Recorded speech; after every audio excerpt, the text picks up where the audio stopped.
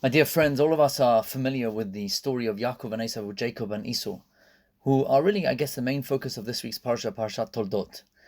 Let me share with you a lesson that I find so powerful from part of the Sedra, which at first glance appears to have really less personal meaning, less significance, less understanding maybe from an outsider's perspective.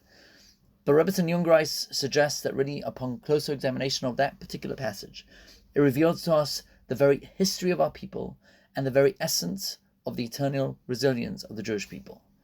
Avraham and Yitzchak, if we look through the stories, really lead a lot of mirrored life experiences. This is a principle known as Ma'aseh Avot Siman Lebanim. Abraham was forced to leave his home because of a famine. Yitzchak too was confronted by hunger, and upon God's command, settles in the land of Gerar, a place where King Avimelech is reigning as the king. And it was in that country where he becomes exceedingly wealthy and redigs the wells that the servants of his father Abraham had dug, wells that the Torah says produce Be'er Maim Chayim, water that was living. And those wells that had been filled in by the people of Gerar because of hatred, because of jealousy, they argued they had a valid reason for doing so, as the wells could have attracted bandits or armies who would use their supply of water, and water was in short supply in the country.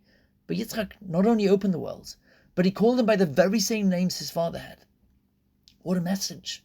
This teaches us, and it's really so relevant today as it ever was. Wells that produce living waters are symbolic of Torah. Torah is always compared to water. Our enemies that hate us cannot tolerate us digging deeply into our wells, if they know that it will bring forth such spiritual treasures that are buried within our neshamot, in our souls. You look back 80 years and we saw the joy in the Nazis who had these rallies and burnt our books, Asfarim, with smiles of hate. And in every generation they find different ways to persecute us and to close our wells down, to shut them down. Yitzhak taught us to reopen the wells of his father, and we too must open those ancient wells, so to speak, to keep digging so that the Torah and its living waters may pour forth, may renew and refresh our souls. It's a lesson to never be disheartened, to never give up. The Torah study it's not academic. We say it every night. Ki hem chayenu v'orech yemenu. It's the very essence of life. It's the very essence of our being. And no force on earth can disattach ourselves from it, can separate us from it.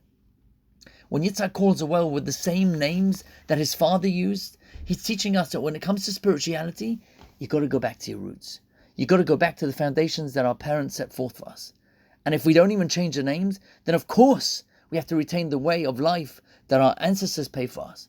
Their tefillot, our prayers, our mitzvot, the way we do kindness, they're all symbolized by those wells. And I think that, my friends, is our resilience.